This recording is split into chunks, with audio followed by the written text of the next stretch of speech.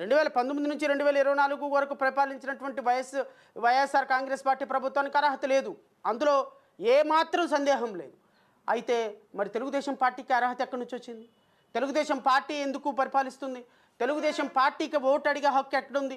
జనసేన ప్రభుత్వానికి ఓటు అడిగే హక్కు ఉంది.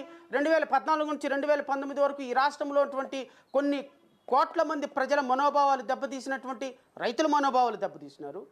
ఎస్సీ ఎస్టీలని దుర్మార్గకరంగా సర్వనాశనం చేశారు. ఎస్సీ ఎస్టీలని ఆర్థికంగా అణగదొక్కారు.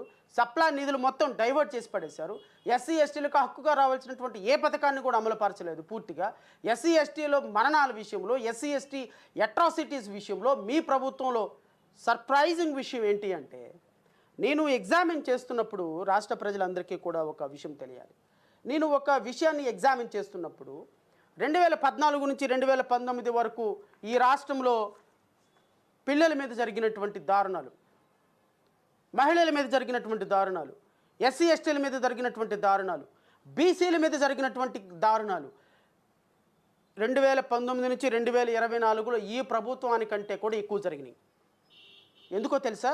ఇవి స్టాటిస్టిక్స్, అవి నేను చెప్తానో మీరు చెప్తానో ఒకసారి గూగుల్కి వెళ్ళండి. 2015వ సంవత్సరంలో ఈ రాష్ట్రంలో పిల్లల మీద 489 రేపులు జరిగినాయి ఈ రాష్ట్రంలో. ఎక్కడ దాక్కున్నావా పవన్ కళ్యాణ్? నువ్వు ఎక్కడ దాక్కున్నావు పవన్ కళ్యాణ్? ఎక్కడ దాక్కున్నావు నారా లోకేష్? ఎక్కడ దాక్కున్నావు చంద్రబాబు నాయుడు?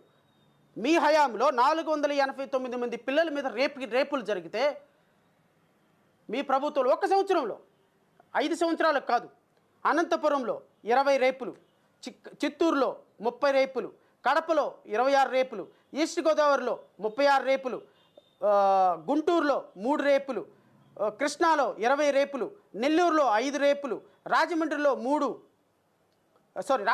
29, తిరుపతి అర్బన్లో 15, విజయవాడ సిటీలో 30, విజయవాడ రైల్వే జోన్లో 1, విశాఖపట్నంలో 28, విజయనగరంలో 13, వెస్ట్ గోదావరిలో అత్యధికంగా 89 రేపులు. అంటే చిన్నపిల్లల మీద 489 రేపులు ఈ ప్రభుత్వంలో 2016వ సంవత్సరం 15వ సంవత్సరంలో ఒక్క సంవత్సరంలో ఆడపిల్లల మీద జరిగితే, వీళ్ళొచ్చి మా ప్రభుత్వం సస్యశ్యామలో, మాది అద్భుతమైనటువంటి ప్రభుత్వం, మా ప్రభుత్వంలో చూసారా ఎంత అద్భుతంగా పిల్లల్ని మేము కాపాడామో, ఎంత అద్భుతంగా ఉమెన్స్ని కాపాడామో అని చెప్పి ఈ సొల్లు కొబ్బర్లు చెప్తూ ఉంటారు. మొత్తం ఒక్క సంవత్సరంలో 489 మంది రేపులు జరిగితే పవన్ కళ్యాణ్ గారు చెప్తుంటారు ఆడపిల్లల మీద అఘాయిత్యాలు 278 అఘాయిత్యాలు, అంటే 274 అఘాయిత్యాలు, 489 రేపులు, 274 అఘాయిత్యాలు, సెక్సువల్ హెరాస్మెంట్స్ ఒక్క సంవత్సరంలో 68 సెక్సువల్ హెరాస్మెంట్స్,